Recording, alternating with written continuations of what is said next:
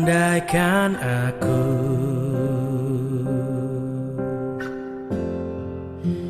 fasih berbicara,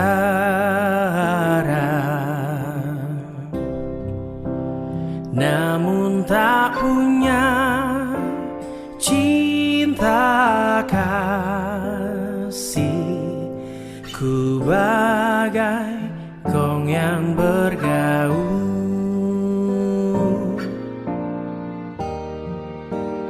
Andai imanku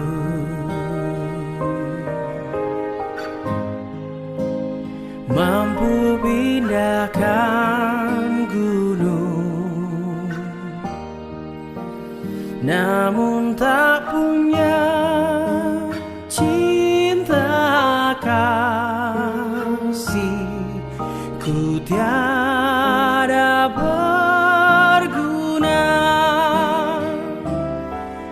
Kasih itu sabar murah hati, percaya tak angkuh dan tak dengki.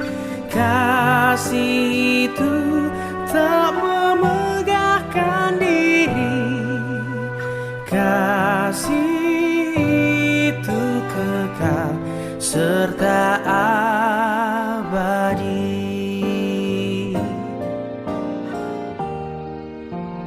Andaikan aku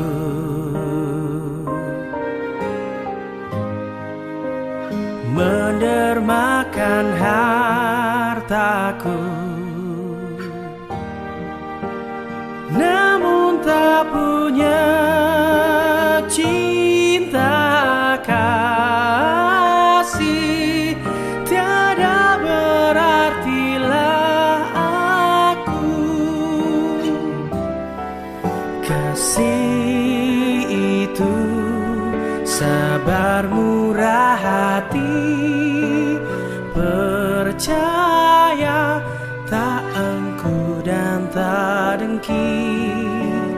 Kasih itu tak memegahkan diri, kasih kekal dan abadi.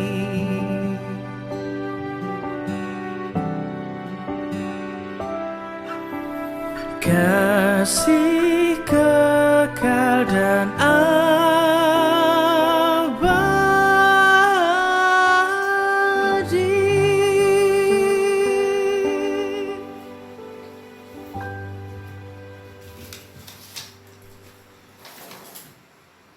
Selamat malam dan berkah dalam saudara-saudaraku yang terkasih dalam Kristus, dimanapun Anda berada, yang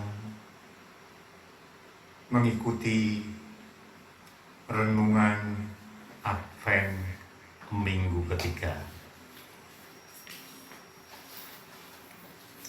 Ada pesan dari Ketua Lingkungan Santo Luis, di mana Pak Giarto mengucapkan terima kasih atas kerjasama selama ini dalam melayani umat di lingkungan Santo Luis. Kepada Bapak dan Ibu Rukun Umat, Bapak dan Ibu Teguh, kemudian Ibu Monika, kemudian Bapak dan Ibu Ananta, serta Bapak dan Ibu Yohan. Untuk selanjutnya nanti akan lebih bersemangat lagi di dalam melayani umat untuk peribadatan yang akan datang. Terima kasih dari saya juga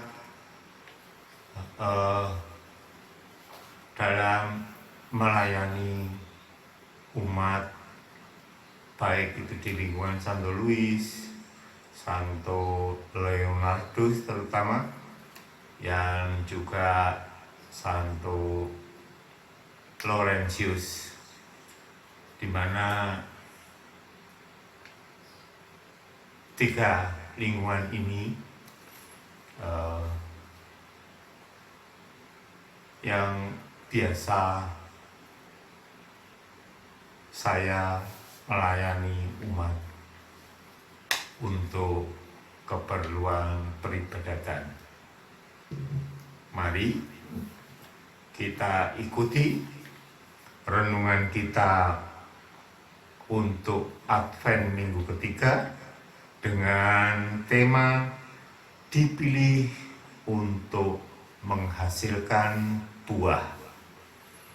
Marilah kita awali dengan lagu pembukaan yang singkat saja. Kita ambil yang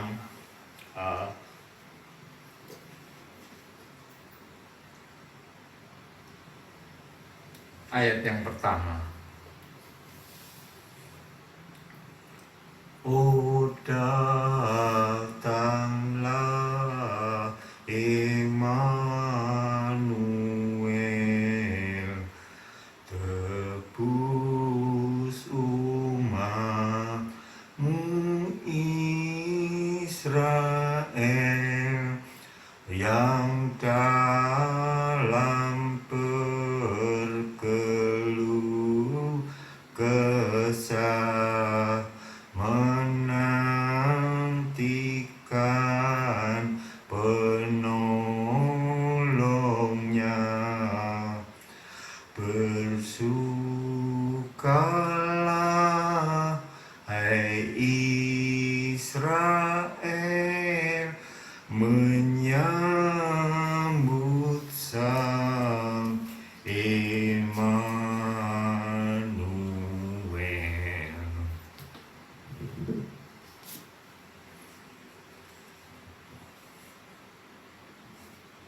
Dalam nama Bapa dan Putra dan Roh Kudus. Amin. Allah Bapa Maha Kasih, kami bersyukur boleh memasuki minggu Advent yang ketiga dalam persiapan kami menyambut Yesus Kristus, Sang Juru Selamat. Siapkanlah pula kami yang akan segera menjalani gerak pastoral baru untuk tahun 21 sampai dengan 2025. Semoga dengan hati penuh syukur dan sukacita kami dapat melaksanakannya untuk semakin menjadi paguyuban yang berbuah kasih dalam kesaksian hidup setiap hari demi Kristus Putramu yang hidup dan bertahta bersama Dikau dalam persekutuan Roh Kudus kini dan sepanjang segala masa. Amin.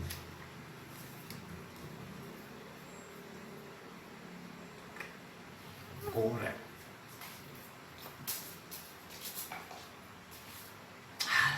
orang mulai ini.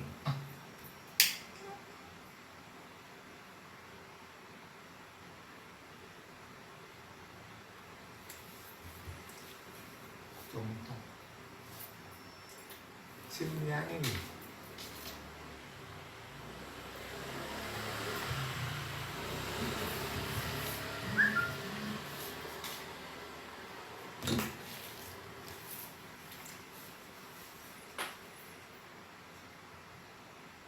kita nyalakan lilin corona yang ketiga. Tuhan, terangilah umat-Mu dengan cahaya kasih-Mu, agar kami semua dapat menjadi cahaya bagi sesama. Ya Bapa, berbelas kasihlah kepada kami, para hamba-Mu, yang merindukan Putra-Mu cahaya kehidupan sejati. Nyalakanlah harapan kami yang gelap ini akan kehadiran Putra-Mu yang menjadi penerang bagi hidup kami. Bagaikan nyala lilin yang semakin terang, demikianlah kami mohon agar hidup kami semakin diterangi oleh kehadiran Kristus.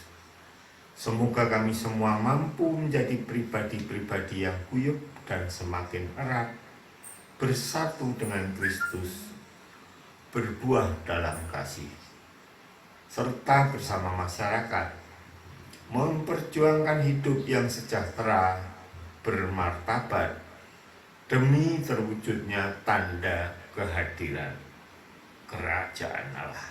Demi Kristus Tuhan dan Juru Selamat kami sepanjang segala masa. Amin.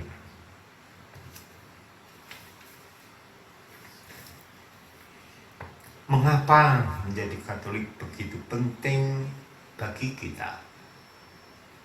Menjadi Katolik itu begitu berarti karena melayani yang kurang beruntung, lemah, dan tersingkir. Kita sebagai orang Katolik yang memiliki kedekatan untuk berdoa kepada Allah Bapa, Putra, dan Roh Kudus, atau bahkan mengucapkan Salam Maria kapanpun merasa perlu. Lalu apa artinya menjadi Katolik? Itu berarti pertama-tama menjadi seorang Kristen sejati. Ini juga berarti menyadari bahwa dibutuhkan waktu untuk bertumbuh dan semakin dewasa, bahkan seumur hidup. Apa yang tercakup dalam pertumbuhan itu? Tentunya penghayatan sakramental, pendalaman hidup kitab suci, dan tradisi. Menjadi Katolik senantiasa terhubung dengan semua orang yang telah dan menjadi bagian dari paguyuban iman. Ditambah panggilan untuk membuat komitmen dasar, yaitu menjadi bagian dari keprihatinan dunia. Mengapa Gereja Katolik berarti bagi kita? Gereja Katolik mengajarkan bahwa gereja adalah satu, suci dan apostolik. Gereja merupakan sakramen keselamatan universal untuk semua umat manusia. Gereja mengajarkan bahwa pendirinya adalah Yesus Kristus. Apa yang membuat kita dikatakan menjadi orang Katolik yang baik? Menjadi Katolik yang baik tidak hanya berhubungan dengan nyanyian liturgi dan seputar altar saja. Sebaliknya, kita adalah seorang Katolik yang baik jika kita berpartisipasi dalam tradisi gereja yang hidup dengan mengikuti panggilan Yesus Kristus. Menjadi seorang Katolik berarti merasakan kehadiran Tuhan secara sakramental. Lambat laun kita mulai memahami bahwa ada lebih dari sekedar kehidupan yang terlihat atau terdengar. Lambat laun kita menyadari bahwa Tuhan hadir bagi kita dan menyentuh kita, misalnya melalui keindahan matahari terbenam atau perhatian dan kepedulian kasih, kegembiraan dalam cinta dan keinginan kita untuk memberikan diri kita sendiri kepada orang lain. Apa artinya jika kita itu Katolik? Percaya dan mengakui ajaran gereja Katolik tentang iman dan moral, juga berpartisipasi dalam persekutuan gereja dengan menghidupi kehidupan sakramental. Namun sebagai orang Katolik, kedekatan kita kepada Tuhan adalah melalui komunitas dan dengan orang lain. Sakramen biasanya dirayakan dengan bertatap muka bersama orang lain, dan dengan demikian mengingatkan kita secara kasat mata bahwa di mana 2 atau 3 orang berkumpul dalam nama Yesus, Yesus hadir menguduskan, meneguhkan, menyembuhkan, mengampuni, dan memberkati. Dimensi komunal dari sakramental itu tentu membuat lebih mudah memahami mengapa orang Katolik melihat sebagai bagian integral dari mengikuti Yesus untuk terlibat bagi orang lain. Kita tidak diselamatkan dari dunia ini untuk diri kita sendiri, tetapi juga untuk orang lain. Dengan kata lain, kita memasuki dunia untuk mengubahnya daripada melarikan diri dari itu semua. Lalu mengapa iman Katolik penting bagi kita? Keyakinan iman bukan hanya gagasan yang dipegang sebagian orang di masa-masa sulit. Iman adalah apa yang membantu kita melewatinya, menerangi jalan di saat suram, membantu memberi kita kekuatan di saat lemah. Tanpa iman, kita bukan apa-apa. Jika sebagai orang Katolik kita menerima Yesus, maka kita menemukan bahwa kita dipanggil dan semua orang Kristen lainnya dan orang-orang yang berkehendak baik untuk hidup sederhana, untuk menjalani hidup tanpa kekerasan, untuk mengakui dosa-dosa kita, untuk memecah roti bersama, untuk merawat yang miskin dan tidak berdaya, untuk bekerja demi keadilan. Kita melakukan semua ini bahkan dengan resiko hidup kita, yaitu iman Katolik. Kita dengarkan bacaan dari kitab suci dari Injil Yohanes bab 15 ayat 7 sampai dengan 15. Jikalau kamu tinggal di dalam Aku dan firman-Ku tinggal di dalam kamu, mintalah apa saja yang kamu kehendaki dan kamu akan menerimanya. Dalam hal ini Bapa-Ku dipermuliakan, yaitu jika kamu berbuah banyak, dan dengan demikian kamu adalah murid-murid-Ku.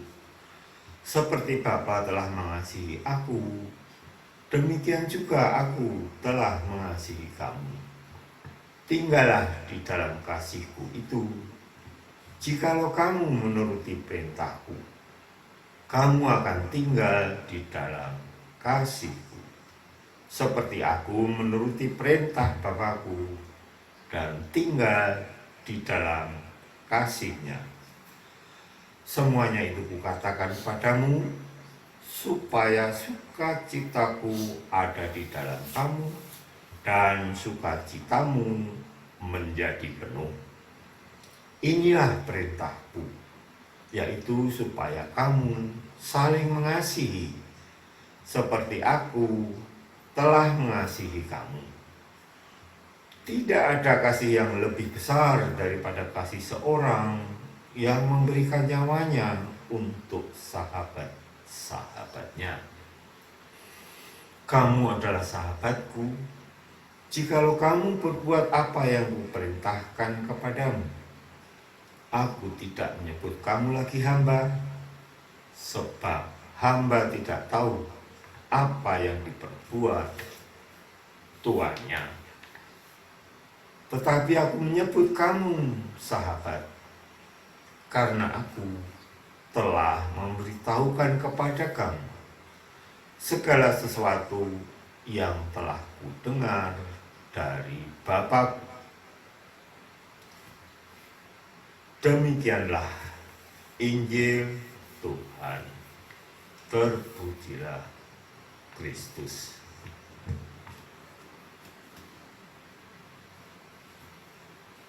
Mari coba kita renungkan bacaan Injil Yohanes tadi. Seperti apa yang sudah dipaparkan sebelumnya, bahwa tanaman anggur adalah simbol penting dalam kitab suci. Dalam kitab suci Perjanjian Lama, bangsa Israel dianggap satu-satunya yang digambarkan Yesaya sebagai pohon anggur yang paling dipilih. Israel dipilih oleh Tuhan menjadi pohon anggur yang berbuah, dan mereka diharapkan menghasilkan buah yang baik untuk kemuliaannya.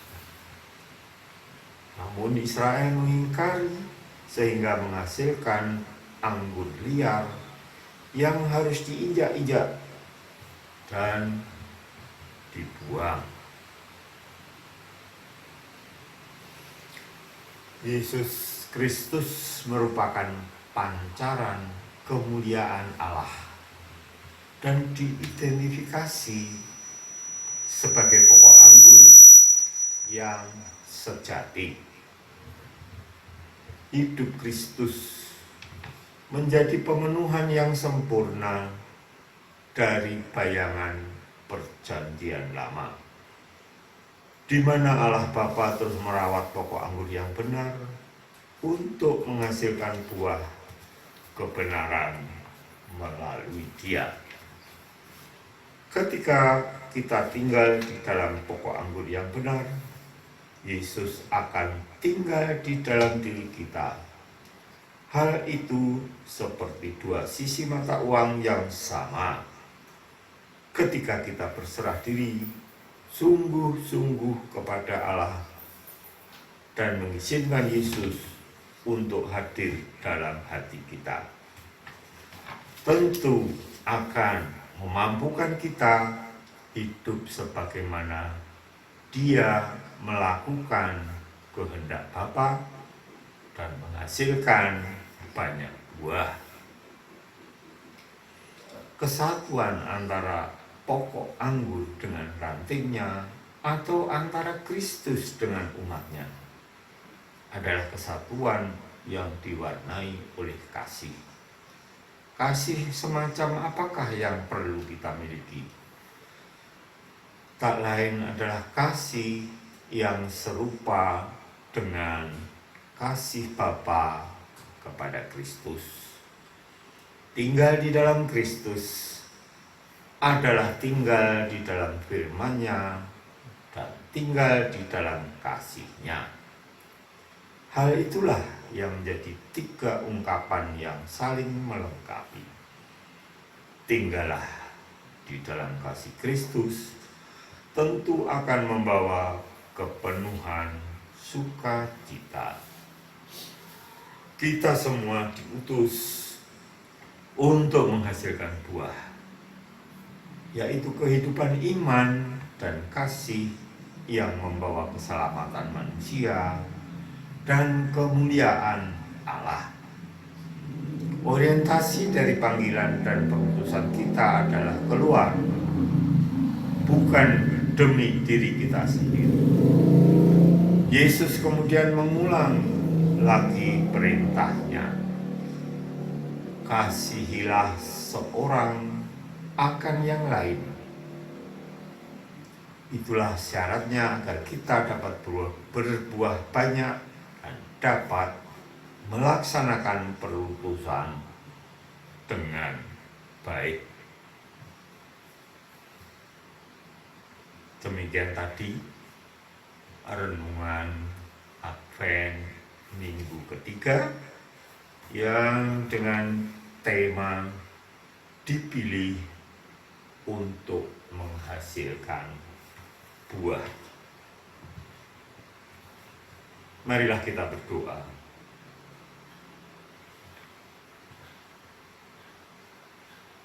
Tuhan Allah Yaku yang Maha Baik, bantulah kita semua umat-Mu dalam masa Advent ini untuk bersiap dan berjaga dalam iman. Kita harus siap menjadi gereja yang senantiasa bersama masyarakat, memperjuangkan hidup yang sejahtera dan bermartabat demi terwujudnya peradaban kasih, tanda kehadiran kerajaan Allah. Marilah doa kita ini kita satukan dengan doa yang diajarkan oleh Tuhan Yesus sendiri. Bapa kami yang ada di surga, dimuliakanlah nama-Mu. Datanglah kerajaan-Mu, jadilah kehendak-Mu di atas bumi seperti di dalam surga. Berilah kami rezeki pada hari ini, dan ampunilah kesalahan kami, seperti kami pun mengampuni yang bersalah kepada kami. Dan janganlah masukkan kami ke dalam pencobaan, tetapi bebaskanlah kami dari yang jahat. Amin.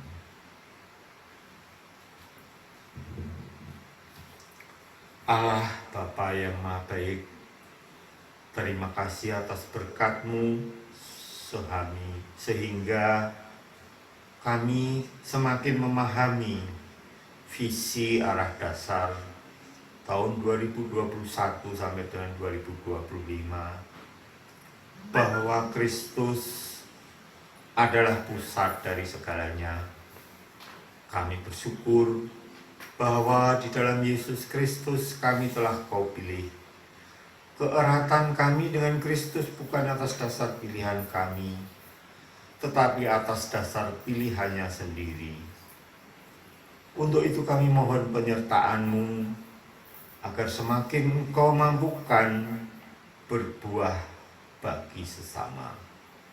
Doa ini kami panjatkan dalam Tuhan kami Yesus Kristus, Tuhan dan pengantara kami, sekarang dan sepanjang segala masa. Amin. Kita tutup dengan lagu